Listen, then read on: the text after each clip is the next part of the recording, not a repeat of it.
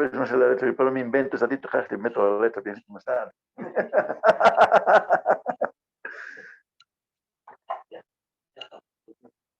Ya. Buenas tardes, jóvenes. Bueno, vamos a, más que una clase magistral, les voy a hacer un recuerdo porque he llevado, ustedes ya han leído este tema, han dado incluso el examen, porque vamos a repasar los temas que más entran en la consulta, los casos más problemáticos que hay en obstetricia. Entonces, vamos a hablar sobre la toxemia, también llamada los trastornos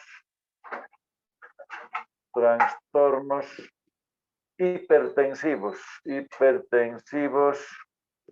y el embarazo.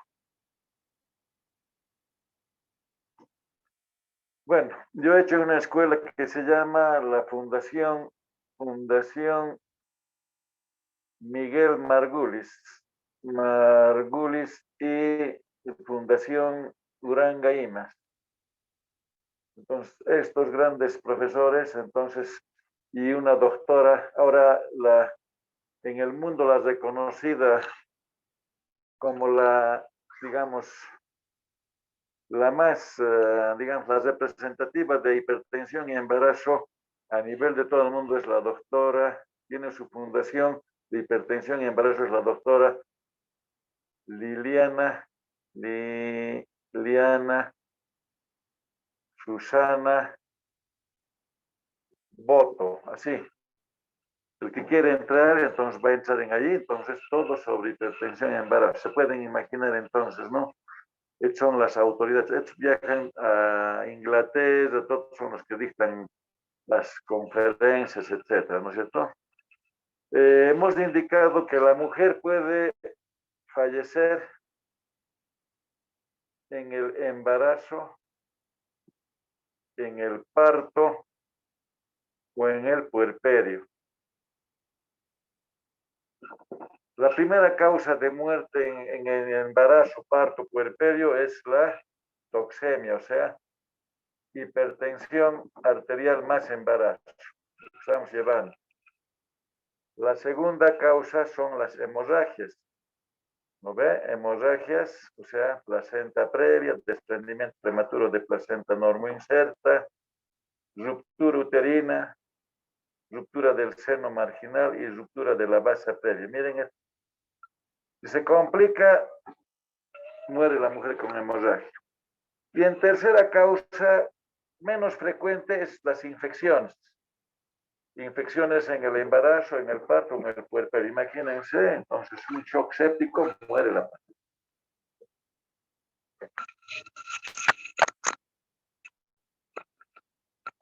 Bien. Entonces, miren, la primera causa de mortalidad, ahora hay un programa, mortalidad materna, hacen auditoría médica. Ya, entonces, esa auditoría médica, entonces, consta de una autopsia, digamos, domiciliaria, la autopsia del hospital y la autopsia familiar. ¿Qué les parece? Hasta puede haber responsabilidades. Entonces, por lo cual ustedes tienen que dominar muy bien los trastornos hipertensivos y el embarazo. En medicina interna sabemos que la hipertensión arterial se conoce como causas, dice que el 90% es desconocido. Un 10% que es, por ejemplo, que puede ser de origen simpático, o sea, este simpático es netamente vascular. El simpático entonces eleva la presión y el parasimpático relaja, ¿no ve? Entonces, una alteración entonces vascular, en algún lugar hay una hipoxia, entonces automáticamente el sistema renina-angiotensina sube y el paciente se vuelve hipertenso. Después hay hipertensión, digamos que va a terminar también, puede ser la paciente con cardiopatía, entonces va a ser hipertenso. Algún paciente que también tenga problema de insuficiencia renal también va a ser hipertenso. Algún problema de la glándula suprarrenal, especialmente los tumores, entonces causan también hipertensión. ¿No es cierto? Y también puede ser una partecita, un rasgo de la herencia. ¿Se acuerdan en el control prenatal? Antecedentes familiares, antecedentes patológicos personales. Papá o mamá hipertensos, los hijos o la hija va a ser hipertensa, ¿no es cierto? Igualito, papá o mamá son diabéticos, igualito, el hijo va a ser diabético, pero las grandes mayorías de la diabetes generalmente va a haber con daño renal, daño pulmonar. Aquí todavía hay una parte todavía simpática, cardiópata y también pulmonar, hipertensión pulmonar, no se olviden. Y también es hipertenso, ¿no? Entonces, este diabético, entonces, en cualquier momento hace una diabetes gestacional y se queda al final con hipertensión arterial. Se complica. Se complica, ¿no? Entonces nos va a dar las famosas que se llaman las preeclampsias. Y al final están generalmente causas generales, por ejemplo, la obesidad. La obesidad termina con diabetes, con insuficiencia renal e hipertensión arterial. Entonces, pero esto solamente es el 10%. Toda mujer que tenga antecedente de hipertensión en el embarazo puede volverse hipertensa. Pero en obstetricia, aparte de esas causas generales, lo más importante que es el 90% también es de origen desconocido. Y hay un 10% que reconoce más o menos que puede ser inmunológico. Inmunológico. Y en el carácter inmunológico está, por ejemplo, el rechazo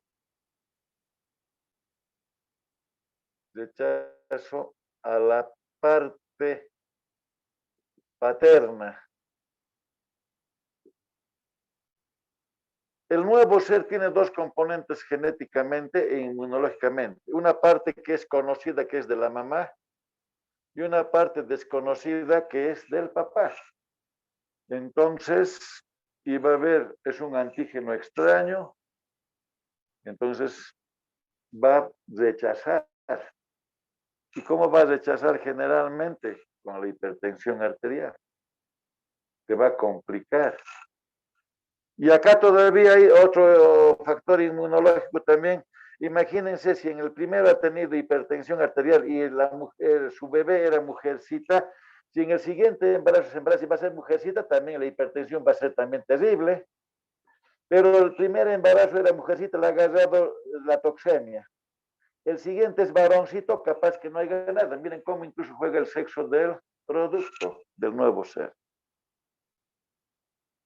Pero la gran parte, en esta parte también que es inmunológica, reconoce a la implantación del huevo. Implantación del huevo o cigoto. A las 6 semanas se llama embarazo ovular, ¿no es cierto? ¿No es cierto? A las 13 semanas es embarazo embrionario. Hasta las 20 semanas es embarazo fetal. Y hasta el final, ¿no es cierto?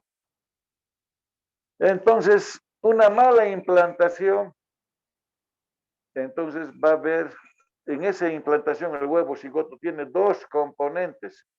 Uno que es el trofoblasto, ¿no? Es el trofoblasto que tiene el cito y el sincito. ¿Se acuerdan, no? El cito y el sincito. Y luego está la bolsa y luego está, digamos, el embrión, ¿no es cierto? Entonces, ¿dónde se implanta? Generalmente se implanta, pues, en el trofoblasto. ¿No ves? Aquí está, digamos, imagínense, aquí está la capa basal esponjosa y compacta del endometrio. Así está, ¿no ve? Haya llegado el huevo y se ha anidado ahí. Si se implanta muy superficialmente o muy profunda, va a haber los trastornos hipertensivos.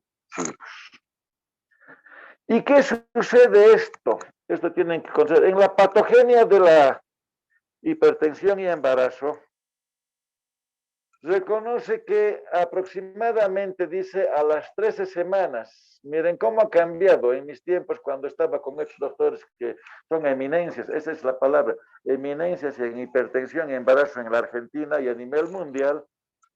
A mí me dijeron esa vez que era a las 18 semanas, pero las 18 semanas es muy tarde, es 4 meses. No. ¿Dónde ocurre una implantación anómala de ese trofoblasto? Y cuando ese momento hay la transición de trofoblasto a placenta, porque placenta no hay, ¿no ves? A las 13 semanas recién está la placenta madura que se va a hacer cargo del embarazo. Entonces ocurre más o menos a las 13 semanas. En esas 13 semanas ya ha existido alteraciones en las arterias espirilares. Hemos visto la placenta haciendo, ve, aquí está la serosa, el miometrio y el endometrio. Aquí está la capa basal esponjosa y compacta. Aquí hay las arterias espirilares, ¿no ves? ¿Se acuerdan? Las arterias espirilares. Ahí está el huevo cigoto. Después van a ver los lagos venosos, la lámina funcional de Nita-Buch, y después, conforme vaya hasta las 13 semanas, va a haber la segmentación con los tabiques intercotiledáneos, ¿no es cierto? Pero aquí, ¿dónde está el sustrato anatómico patológico? En estas arterias espirilares. Dice que a las 13 semanas tiene que existir una maduración de sus 3 capas de estas arterias espirilares, pero por un carácter inmunológico no se forman las 3 capas. Un vaso sanguíneo tiene 3 capas, ¿no es cierto? ¿Sí? Entonces, ese epitelio tiene 3 capas. Entonces, no ha habido la maduración y conformación de las 3 capas. Y dice en el libro que existe una interrupción de la tercera onda migratoria de la túnica, de una de las túnicas. Son túnicas los 3 vasos, o sea, las paredes de los vasos sanguíneos son túnicas. No existe entonces la tercera onda migratoria para la conformación de un vaso, porque este vaso sanguíneo tiene que responder a contracción por el simpático y a relajación por el parasimpático, ¿no es cierto? Entonces, ¿qué sucede? Un vaso sanguíneo, esta arteria espirilar que está comprometido, está inmaduro, se hace refractario al sistema simpático. Y al existir una estimulación, entonces va a haber un aumento de la presión arterial. Sobre eso va a existir, como hay mucha vasoconstricción, va a haber agregación plaquetaria. Por eso, cuando yo pido el que se llama el hemograma completo, siempre tiene que ir, a mí me interesa la hemoglobina, el hematocrito y el recuento de plaquetas. Lo normal es 150,000 hasta 300,000, ¿no es cierto? 150,000 a 300,000. Eso también los valores están, ¿cuánto es lo normal de la glicemia basal? 70 a 100, pero no sé de cómo estos nietos ahora los laboratorios han sacado 70 a 110, 110 ya está con diabetes, o prediabetes, perdónenme. No le podemos decir al paciente, no, está normal. Nada, a 70 a 100. Igualitos en las plaquetas, 150 a 300,000 por milímetro de sangre. ¿Qué tal si me baja, digamos, de 300,000? Hay agregación plaquetaria. Me está haciendo un HELP. El HELP tiene plaquetopenia. Entonces, miren, y cuando hay hipoxia, entonces esa misma placenta va a sintetizar varios factores. Estos factores son las prostaciclinas, los tromboxanos, porque esos vasos sanguíneos, digamos, son en vasoconstricción permanente. Y estas enzimas dañan y llega un momento incluso que se van a trombosar estos vasos sanguíneos y la presión alta y el embarazo se complica con la trombosis y el desprendimiento prematuro de placenta normoinserta. Entonces muere el bebé y a veces también muere la mamá. Entonces, miren, es un evento. Entonces, las prostaciclinas, los tromboxanos, los leucoiotrinos, son enzimas. Estas enzimas y la hipoxia va a captar el sistema yuxtaglomerular del riñón y va a decir, en tal lugar hay hipoxia. Entonces va a desencadenar el sistema renina-angiotensina 1 y 2, que va a subir la presión. ¿Para qué? Esa placenta, discúlpenme, se está trombosando, se está obstruyendo, se está tapando, pero entonces sube la presión para que por esa placenta que está con vasoconstricción puede introducir algunos alimentos y oxígeno al bebé. Entonces ahí está la fisiopatología netamente de la hipertensión arterial alta y el embarazo. Estoy hablando solamente de hipertensión arterial alta y embarazo. Y ahora cuando vemos la clasificación, las autoridades en hipertensión y embarazo son dos: Hunt y Pichard. ¿Qué les parece? Estos son. El que no domina esto, observa que no sabe esto, está perdido en el espacio porque no va a saber clasificar qué tipo de hipertensión es. Entonces han clasificado, han dicho netamente, hay 5 o 6 temas para poder clasificar cuál tipo de hipertensión y embarazo está atacando a la paciente.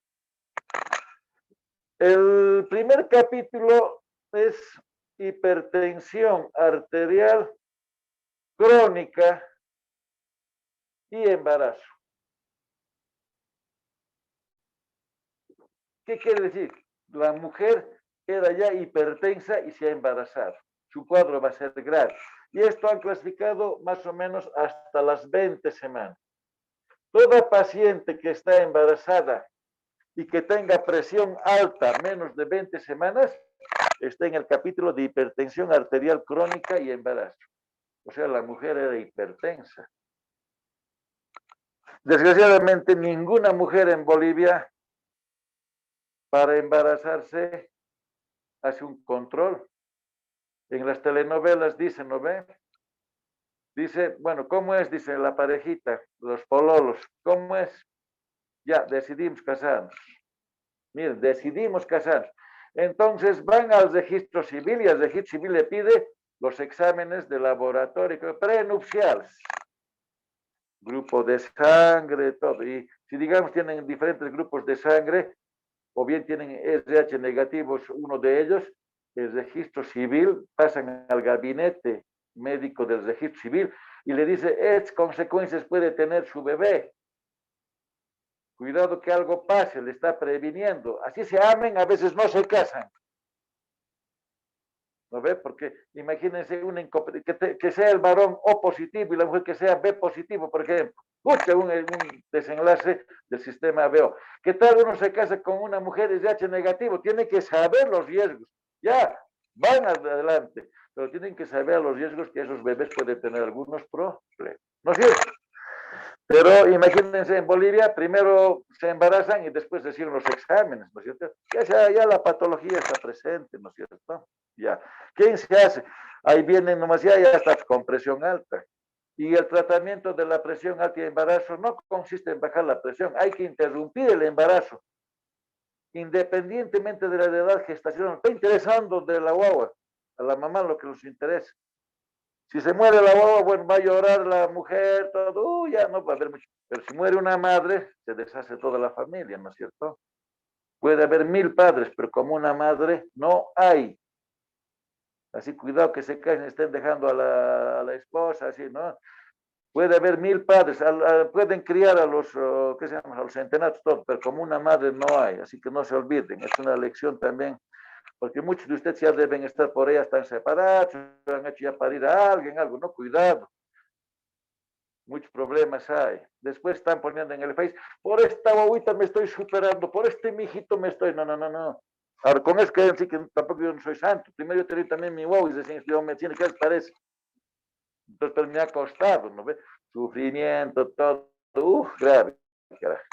pagar pensión, no, se deshace la vida. Así que ustedes son jovencitos, ya saben nomás, primero, si pueden salir solteritos, salgan. Y si ya tienen guagua, más todavía tienen que sacudirse, tienen que, aparte de trabajar, tienen que trabajar, ¿no? O estudiar. Ya, entonces, bien claro. El segundo tema es hipertensión arterial inducida por el embarazo. ¿Qué quiere decir eso? Dice mayor a 20 semanas.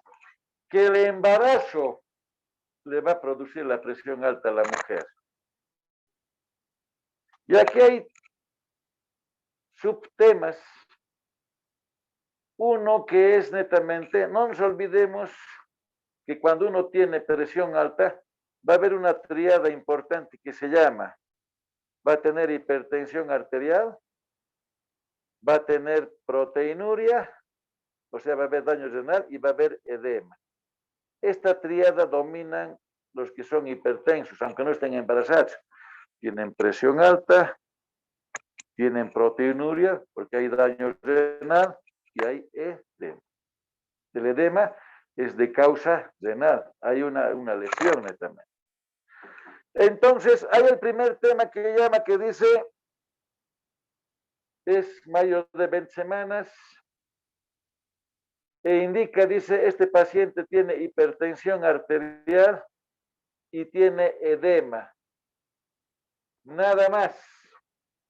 Entonces, a esta se le llama, entonces, lo que nosotros llamamos hipertensión arterial y embarazo atípico. Hipertensión arterial y edema. Entonces, está siendo una forma atípica de la toxemia gravídica.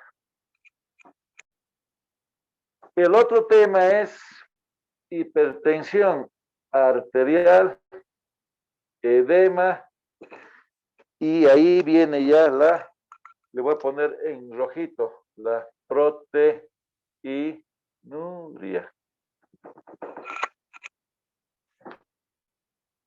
La presencia de proteinuria ya hace que el cuadro se denomine ya preeclampsia. ¿Qué les parece? Recién estamos hablando aquí de preeclampsia. La preeclampsia, a veces en el examen, ahí les engaño yo. Le digo, no, ¿por qué se llama preeclampsia? Le dicen, porque tiene hipertensión, edema y proteinuria. Pucha, le ponen ellos, todos han colocado. Todos se han aplazado. Entonces, solamente entonces se llama preeclampsia solamente cuando tiene hipertensión, edema y tiene proteinuria. Y si no, entra a lo atípico, porque no está completo los tres. Aquí es donde tienen que. Entonces, entonces tiene hipertensión, edema y proteinuria, se llama preeclampsia. Y la preeclampsia puede ser leve, moderada y severa. ¿No es cierto? Leve será porque suben. Hay una tablita también donde les he mandado, hay una tablita donde dice, a ver, vamos a ver cuánto sube la presión sistólica, cuánto la diastólica, ¿no ven? Leve, moderada y severa. Han debido leer y así, entonces, ¿no ven? La que vale es la diastólica, ¿no es cierto? La más importante. Entonces, eso ven netamente. Entonces, a ver, vamos a repasar por ahí, ya se han olvidado. Entonces, ¿qué es lo que pasa? Leve, moderado y severo. Tensión arterial sistólica, diastólica. En la diastólica, en la leve, es menor de 15 milímetros de mercurio. Moderada, mayor de 15, menor de 30 milímetros. Y la severa es mayor de 30 milímetros de mercurio. En la sistólica es, entonces, menor de 30, mayor de 30, menor de 60 y mayor de 60. ¿No es cierto? Así. Esto tienen que dominar. Y tenemos que nosotros conocer la tensión arterial de base de la paciente. ¿Qué tal? La mujer siempre tiene 60, 90, 60 su presión, 100, 70 su presión. Siempre la mujer. El varón tiene 120, 80. Cuidado que encuentren a una mujer embarazada con 120, 80 y le digan, tienes presión normal. No, ya se están aplazando en ahí. La mujer siempre tiene 90, 60, o tiene 90, 50, 100, 70. ¿Qué tal esta paciente con 90, 60, después encuentro 120, 80? Está haciendo pues, una preeclampsia, ¿no es cierto? Si vamos a sumar aquí, miren, si aquí 90, 90, ¿no ve? Si le ha subido 60, ¿cuánto va a ser? ¿No es? Va a ser 150. Y este 30 va a llegar a 90. Entonces, ¿qué tal si encuentro 130, 90? Está pues, con una preeclampsia, ¿no es cierto? Y todavía severa, ¿no ve? Porque ha aumentado 30. Esto tenemos que saber dominar. El médico que no sabe dominar esto van a ser como un médico de Guanuni, lógicamente médico general, médico de guardia. Le está doliendo el hígado, dice, está embarazada la mujer, le manda al obrero para que, diciendo, está teniendo una colecistitis, ¿no? Llega al obrero, convulsiona, llega de ahí, decir, esto no corresponde aquí, lleven al materno y la mujer se muere. ¿Qué les parece? Tienen que saber. Primero está la gallina o el huevo. La gallina, ¿quién? La mujer embarazada. Entonces no tiene que ir a otro centro. Y muere la paciente en unos juicios de la grande. Yo a ese médico le he dicho, oye, ¿dónde has estudiado? En la UMS. Dice, la misma no has aprendido. Por poco no le mandas a la zapatería, ¿no es cierto? Ese médico no sirve. ¿Dónde tenía que haberle mandado? Mandado a la maternidad. Y su presión, la presión está cantando, ¿no? Entonces, no se olviden. Esa es la tensión arterial. También está aparte, está la proteinuria. Cuando es leve, es menor de 1 gramo en orina de 24 horas. Cuando es moderada, mayor de 1 gramo, menor de 2 gramos. Y en el otro se llama mayor de 2 gramos. Imagínense, 2 gramos en orina de 24 horas. Hay un daño renal, ¿no es cierto? Y tercero, el edema. Leve es Godet 1 cruz. Moderada, Godet 2 cruces. Este será pues pretibial. Perdón, esto es el edema, 1 cruz es maleolar. Maleolar. 2 cruces es pretibial. Pretibial. Y 3 cruces ya va a ir a la anasarca. Entonces esto tienen que dominar. Por eso el control prenatal le vemos cuánto está aumentando de peso, cuánto está la presión arterial en cada control. Entonces para eso tiene ese carnet. Entonces es fácil de darse cuenta. No sé por qué podemos, si está así, transfiéranlo a un centro, ¿no es cierto? Si está en un policonsultorio, en un consultorio, transfiéranlo a una maternidad, ellos se van a hacer cargo. Porque si se lo guardan, esta mujer puede morir. Preeclampsia severa a eclampsia. Eclampsia tiene hipertensión, edema, hipertensión más convulsiones. Muere la mujer con accidente cerebrovascular. Ya, entonces ahora ya saben a qué se llama preeclampsia. Cuando existe hipertensión arterial, edema y principalmente proteinuria. Ahí está con rojito. Entonces hay preeclampsia leve, moderada y severa. Si no controlamos esta severa, va a haber otro tema. Aquí se llama preeclampsia, ¿no es cierto? Va a pasar a la eclampsia. ¿No es cierto? La eclampsia. Grave. ¿No? En la eclampsia tiene hipertensión arterial, tiene proteinuria, tiene edema y más convulsiones.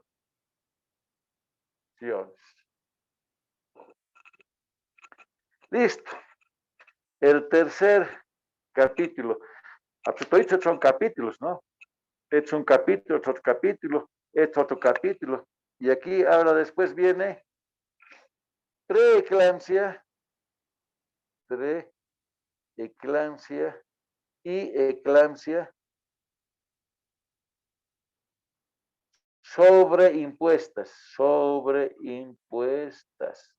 ¿Qué les parece? Estaba yendo bien nomás, la preeclampsia y la eclampsia, estaba todo bien y se sobrepone un evento catastrófico, casi violento, que algo pasa con la paciente. Y después el cuarto tema es hipertensión arterial transitoria tardía. ¿Qué quiere decir transitoria tardía? Ya ha tenido parto o cesárea y sigue con presión alta la mujer. ¿Qué les parece? Entra esa clasificación.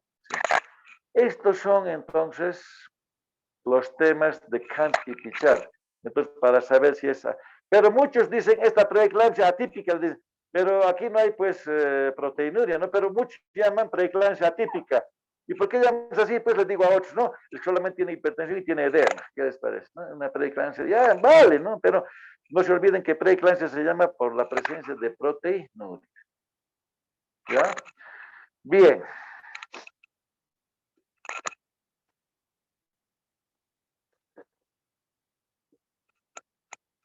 ¿Cómo yo voy a determinar si una paciente es hipertensa? Uno son los criterios.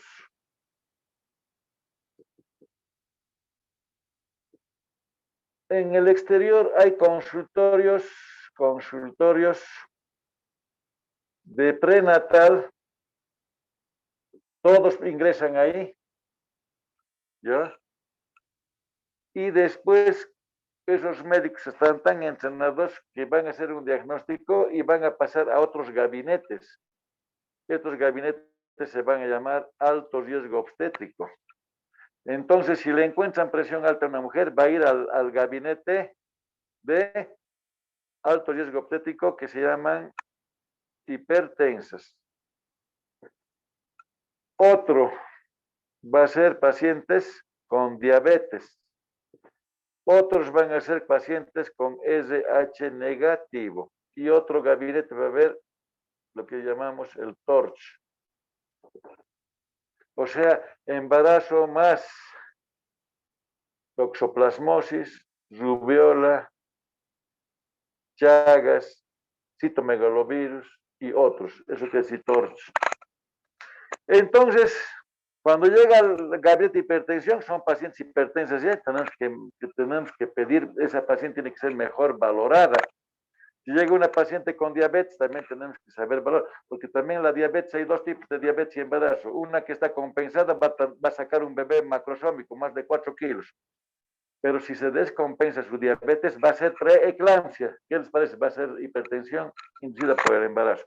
El SDH también lo mismo, también se complica a veces con toxemia, con preeclampsia. Y esto también se complica. Todo llega a hipertensión. Entonces, miren, en esa forma, en nuestro medio no tenemos esto, ¿no es cierto? A pesar que en mi hospital ya hemos hecho alto riesgo obstétrico. Nadie quiere hacerse cargo. Yo me hacía cargo, pero como me sacan de un lado a otro lado, entonces ya estoy en prenatal nomás. Pero tengo pacientes de alto riesgo. Ahora yo pongo a todo alto riesgo. Primigesta menos de 20 semanas es alto riesgo. Primigesta más de 30 años es alto riesgo. Primigesta o embarazada más de 40 años también es alto riesgo.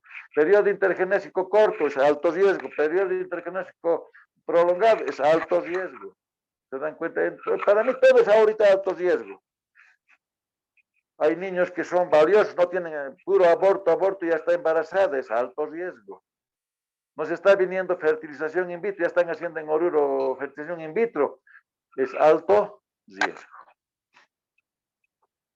Bien, entonces, ¿cuáles son los criterios para calificar que una paciente sea hipertensa?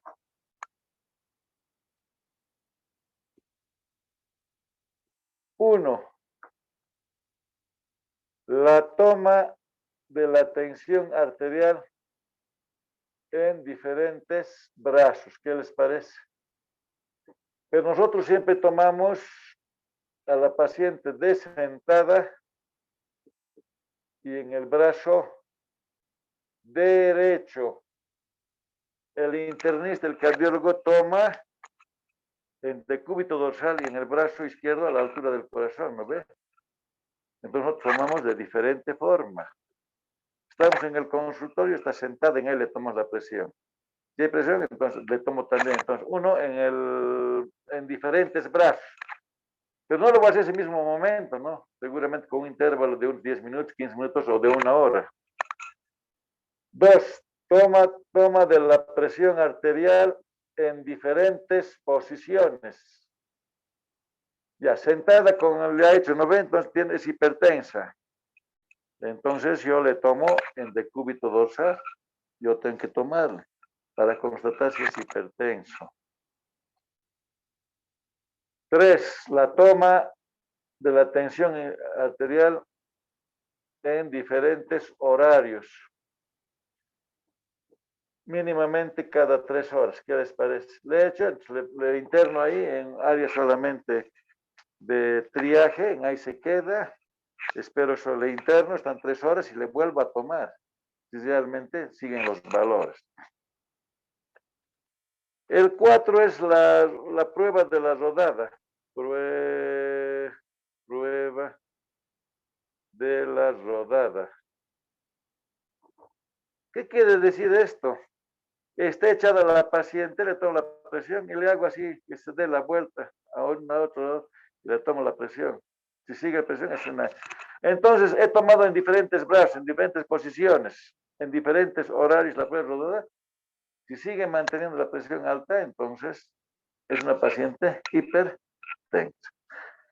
Pero ahora los internistas hacen hay un holter de tensión arterial. Le ponen el aparato y se calibra el aparatito, le ponen aquí el manguito, todo, y está todo, y muy bien. Le programa, digamos, la toma cada hora en el día. En la noche también, entonces, 24 horas le toma. Me hacen a mí un diagnóstico de diabetes, ¿no ve? Tipo 2 y de hipertensión. He ido al cardiólogo, al obrero, el doctor, ¿qué se llama este? Wilson Arandia, o Alandia, creo. Me dice, primero tengo que determinar si usted es hipertenso. Claro, esto ha obviado él. Él me ha puesto este holter, el aparato, su aparato me ha prestado de su consultorio, he estado 24 horas. Después saca él a la computadora y ha graficado y parece ningún medicamento tomando los tratamientos. No me toma usted. Muy bien, me ha hecho y me dice, en todito las 24 horas no ha habido un pico, nada. Pues no soy hipertenso. Miren, ha cambiado, ¿no ve? Para la mujer embarazada le vamos a hacer asustar, ¿no es cierto? Peor va a ser el nerviosismo, entonces, pero hacemos estas pruebas. Ya sabemos que es la paciente hipertensa. ¿Qué va a hacer? ¿Qué signos y síntomas tiene? Signos de hipertensión pueden ser muchos, pero vamos a hablar los principales. Primero está la cefalea, ¿no es cierto? ¿Qué ha pasado? Ya. Primero la cefalea, el dolor de cabeza. La cefalea, ¿cómo es? Puede ser frontal, fronto-occipital, generalizada, discontinuo, continuo, etcétera. Pero hay cefalea. Y toda cefalea, mientras no se demuestre lo contrario, es hipertensión. O bien al revés, es hipotensión. A esto se añade ciertos componentes como que son los tinnitus, los acúfenos o la visión borrosa. ¿Qué les parece? Tinnitus. Va a haber estrellitas, ¿no ve? Ver estrellitas. Acúfenos, un ruido en el oído. Visión borrosa, miren, estos son signos. La cefalea es porque existe edema cerebral. El tinnitus también que hay edema, hay signos de edema cerebral, por eso está así, porque hay hipertensión. Después está adormecimiento en los labios. Adormecimiento en los labios. ¿Qué les parece? Es signo y síntoma de preeclampsia. Luego está disnea. ¿Qué les parece? Dificultad respiratoria. No nos olvidemos que tiene hipertensión, tiene edema y tiene proteinuria, ¿no es cierto? Disnea. También está epigastralgia. Epigastralgia, ¿qué les parece? Parece que tuviera la embarazada una úlcera y ahí generalmente se confunden, dicen, por ahí dicen, está haciendo una gastritis, gastritis con reflujo gastroesofágico, que vaya al gastroenterólogo. Se están aplazando, es signo indirecto la epigastralgia, incluso epigastralgia y dolor en el hombro izquierdo. ¿Qué les parece? Peor, está haciendo infarto, van a decir, ¿no? ¿No? Después hay otro signo que se llama el signo de Chaucier, signo de, han llevado ustedes, Chaucier. Ese es dolor en cinturón del abdomen. Ojo, esto hay que tener mucho cuidado.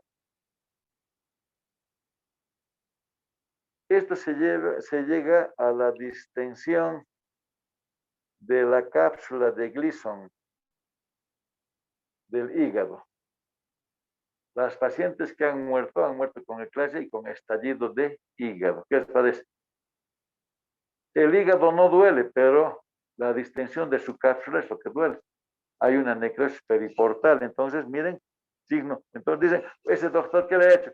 Su vesícula le está doliendo, que vaya al obrero del cirujano. No, estaba haciendo una distensión de la cápsula, signo en cinturón, insoportable.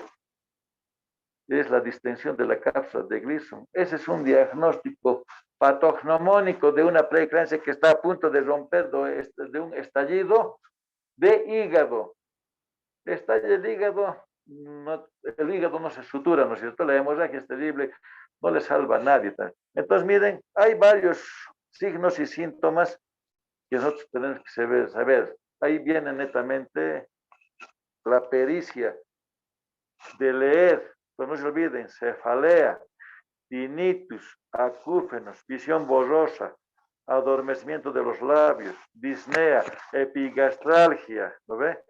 Dolor urente, ¿no ve? Con gastritis con reflujo gastroesofágico, dolor en el hombro izquierdo, signo de Chaucier, dolor en cinturón del abdomen, signo de Chaucier, que es la distensión de la cápsula de. Y después puede haber ya edema de pies, de manos, etcétera, ¿no? Como misceláneo. Pero estos son los signos y síntomas patognomónicos de preeclampsia.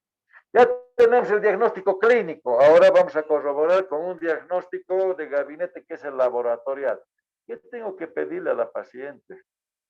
1, grupo sanguíneo, como siempre, ¿no? Grupo sanguíneo y factor RH. 2, hemograma completo, que tenga glóbulos rojos, glóbulos blancos, hemoglobina, hematocrito, plaquetas.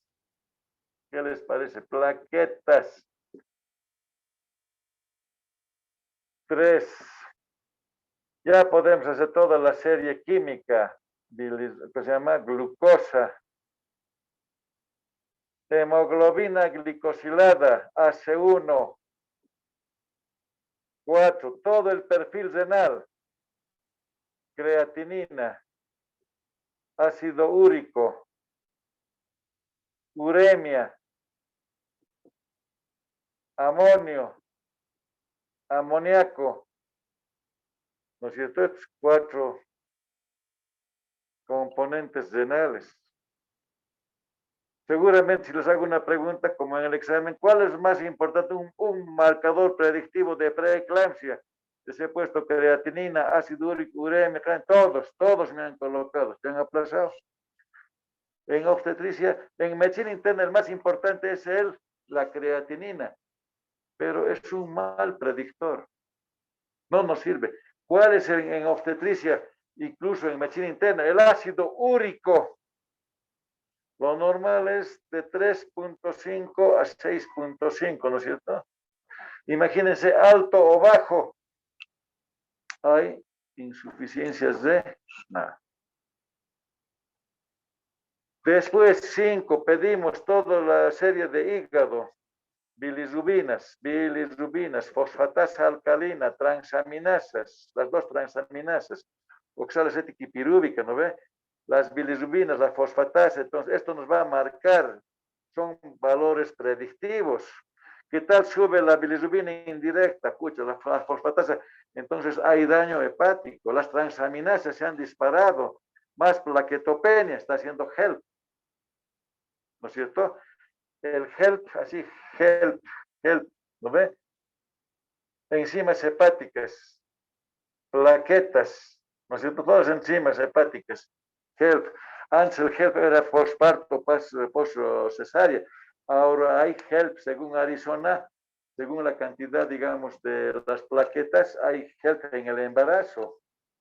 Hay uno que es leve, moderado y severo. Las plaquetas, si es menos de 50 o menos de 100,000 las plaquetas, se está haciendo un HELP.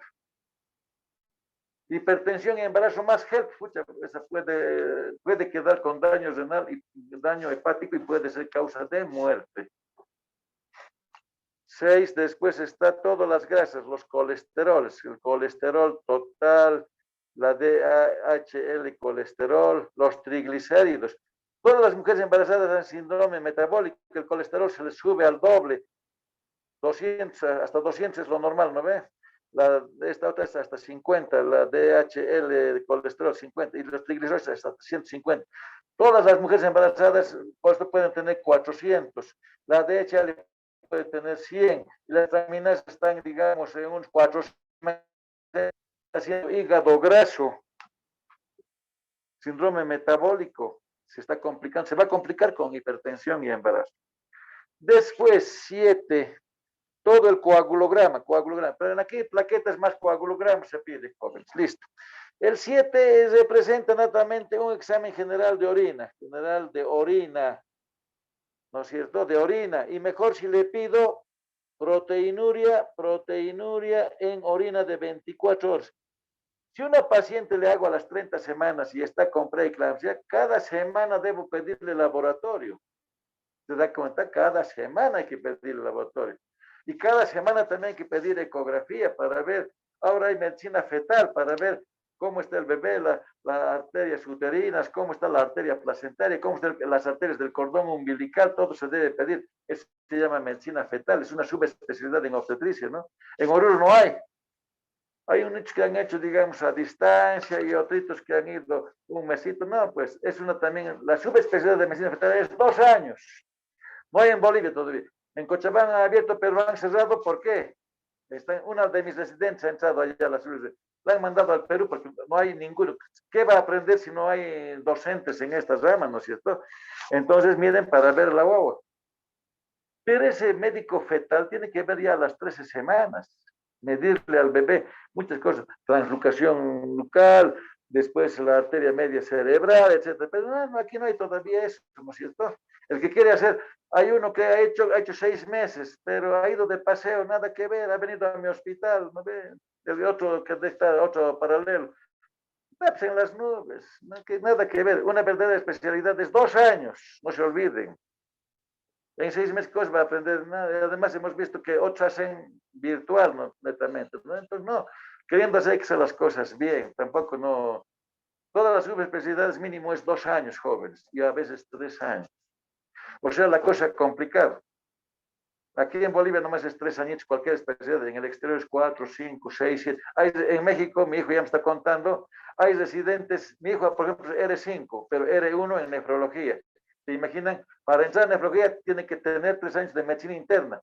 Para ser cardiólogo tiene que ser medicina interna 3 años. Para ser endocrinólogo 3 años de medicina interna. Para ser neumólogo 3 años. En México es grave, ¿no es cierto? Hay R5, R6, hasta R10 hay. Como les pagan la beca, entonces otros no que quieran trabajar, quieren seguir haciendo residencia, ¿no? Entonces imagínense la cosa complicada, grave. Entonces, ¿qué tengo que pedir? Miren, harto. Aparte hay que pedir chagas y toxoplasma más, ¿no es cierto? Chagas y toxoplasma. Aquí, 8, reacción de chagas y de toxoplasmos. Claro, nada que ver con hipertensión, pero tengo que pedirle a la paciente. Bien.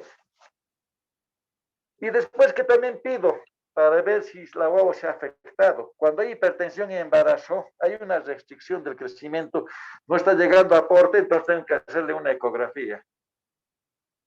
Será una ecografía obstétrica general o bien una ecografía con Doppler, ¿no es cierto? Con Doppler, para ver netamente la circulación por el cordón umbilical, las arterias uterinas y luego todo el examen de la placenta.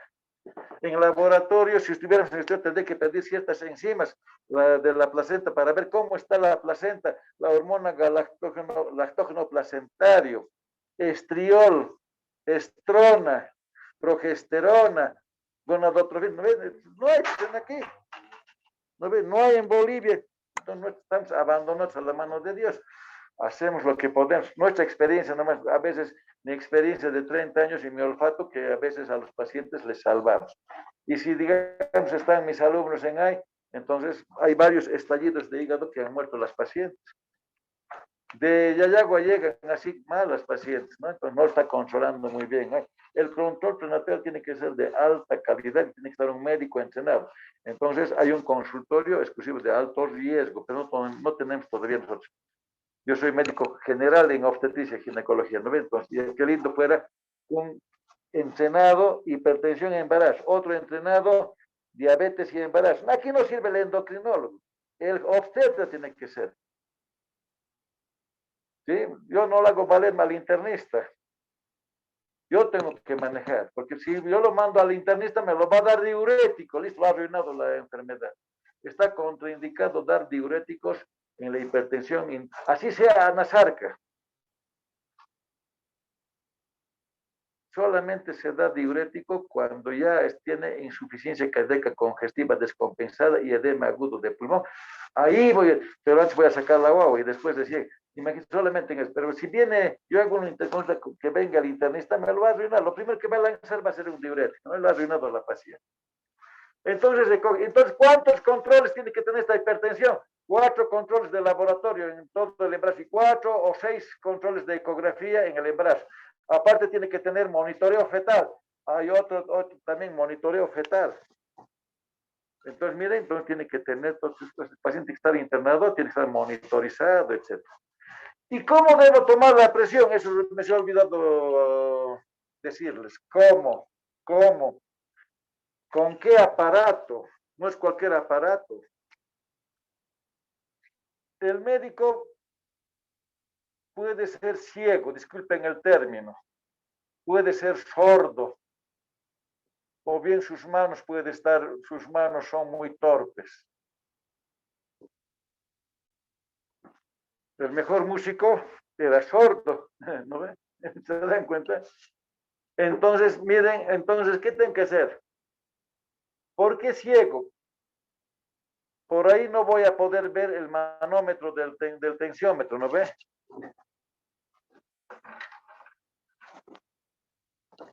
Testito, ¿no ve? Por ahí voy a ver mal. O arriba o abajo, ¿no es cierto? Estito. Y si es con milímetros de mercurio, igualito. Por ahí no estoy viendo bien, entonces va a ser un falso dato de la presión sistólica y diastólica.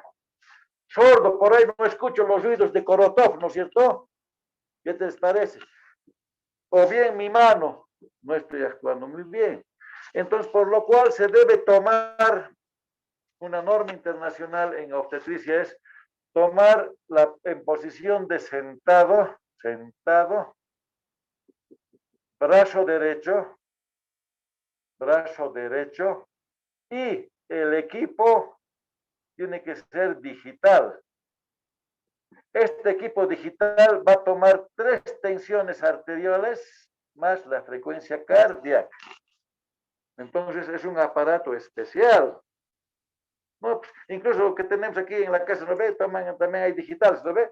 No sirve. Ese nos toma solamente un hito, claro, con frecuencia. Pero este aparato que hay en los altos riesgos, hace 3 tomas de tensión arterial. No interviene la mano del hombre, no interviene el ojo ni el oído. ¿Qué les parece? Entonces, 3 tensiones y frecuencia. Y te saca un promedio, te da con su... Publica, ¿no ven? Lo imprime más. ¿Qué les parece? Entonces, esa es la mejor forma. En esos gabinetes de tensión arterial, de hipertensión, están estos aparatos. Como también cuando hay diabetes, también tienen sus propios aparatos. Ellos saben cómo van a tomar la presión arterial y cómo van a tomar también la glicemia, ¿no es cierto? Entonces, sentado, brazo derecho y equipo digital. No tiene que intervenir la mano del hombre, ni el oído, ni la vista del operador. Muy bien. Y bueno,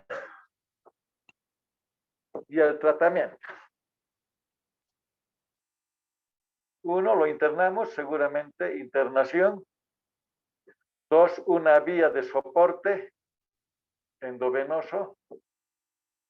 Tres, voy a hacer todo el laboratorio completo. Cuatro, su estudio de ecografía.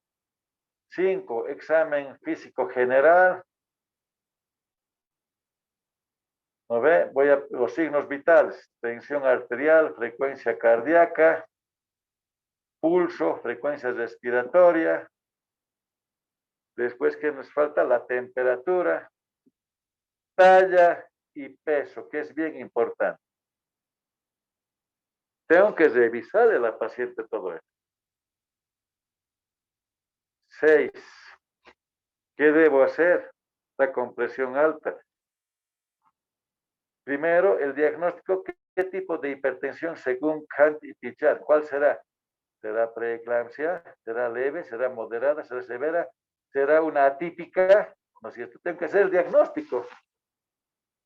Como le he pedido laboratorio y coge todo, tengo que llevar al diagnóstico. 7. Administración. Primero bajar la presión. Si es leve, moderado. Si es leve, ¿qué hago? El tratamiento, digamos, la consulta es ambulatoria. Tendrá pues cada semana. Si es moderada, ya voy a dar algún antihipertensivo. Generalmente se da metildopa. El metildopa tiene en comprimidos de 500 miligramos. Puedo utilizar uno cada día, o sea, cada noche. Uno cada 12 horas, 8 y 24 y 20 horas. Uno cada 8 horas, 3 al día. Uno cada 6 horas. Miren, ya está grave, ¿no? El tratamiento, ¿no? Entonces, voy a ver yo netamente cómo está la paciente, ¿no es cierto? Ningún otro medicamento. Ojo, no se da diuréticos. Así esté edematizada la paciente. Entonces, miren, puede ser. Pero imagínense, uno cada noche no nos sirve de nada. Mucho tiempo va a estar con hipertensión, que ella corre riesgo y también su bebé. Cada 12 horas también, 12 horas sin control de tensión arterial. Cada 8 horas, todavía, ¿no ve? Tomará pues a las 7 de la mañana, a las 15 horas y a las 23 horas. Y al otro rato a las 7 de la mañana. Mire, tiene que ser los lugares más cortos que esté sin tratamiento, ¿no es cierto? Y si es cada 6 horas, imagínense, 6, 12, 18 y 24. Pero eso no se hace. Preferible es a esta paciente interrumpir el embarazo, porque cuidado que si es severo al menos. El tratamiento cuando es una preeclampsia severa, interrupción, independientemente de la gestacional. Y tiene que seguir con la medicación, ya sea en el parto o en la cesárea, porque si lo dejo, puede pasar a eclampsia, y la eclampsia postparto en el puerperio es mortal 100%. Entonces tiene, o te enseñan a bajar la presión, le dejan sin nada. Y no se olviden que siguen circulando esas enzimas hepáticas, ¿no ve? Las prostaciclinas, los tromboxanos, los leucocitos, siguen circulando. Son enzimas que van a subir, van a producir vasoconstricción. El riñón también está enfermo, también está con insuficiencia, entonces va a seguir. Entonces no tenemos que dejar a la paciente sin antihipertensivos. Bien. Entonces ahora vamos a quedar aquí. La próxima clase vamos a ver el manejo de la preeclampsia severa y de la eclampsia. Bien, jóvenes. Como ya han leído, entonces esto les sale una maravilla. Entonces esto va a ser el primer tema para el tercer parcial. Así las patologías más frecuentes vamos a repasar, para que ustedes también cuando entren al internado sepan el manejo de esto. Vayan 10. Ya, entonces va a haber muchas novedades. ¿Qué tal nos podemos poner de acuerdo? Yo voy a preguntar mañana, porque de la UPAL están yendo a hacer sus prácticas cada día. Muchos niños van, no sé, pues tienen más muñecas que en el hospital, ¿no? Van todos los días, entro a veces a operar, pues siempre están 2 alumnos de la UPAL. Entonces, razón que no están ganando es niños, ¿no? Porque, claro, son poquitos, también deben ser 3 gatos, ¿no? O 10 o 15 en un grupo, entonces están yendo, entonces, pero ustedes no están yendo. Entonces, pero no me gustaría que ustedes vayan al internado y no sepan nada, siquiera A ver, voy a hablar mañana yo con el director de mi hospital, le voy a permitir que puedan ir, aunque sea un hito cada turno. La pandemia está pasando, entonces yo hablo y les voy a comunicar. ¿Listo? Listo, jóvenes. Vamos a repasar estas cosas, los temas más frecuentes que se presentan en obstetricia, vamos a repasar y algunos otros nuevitos para el tercer parcial. Bueno, les agradezco por su atención. No, hasta las 12 de la noche voy a seguir hablando, ¿no?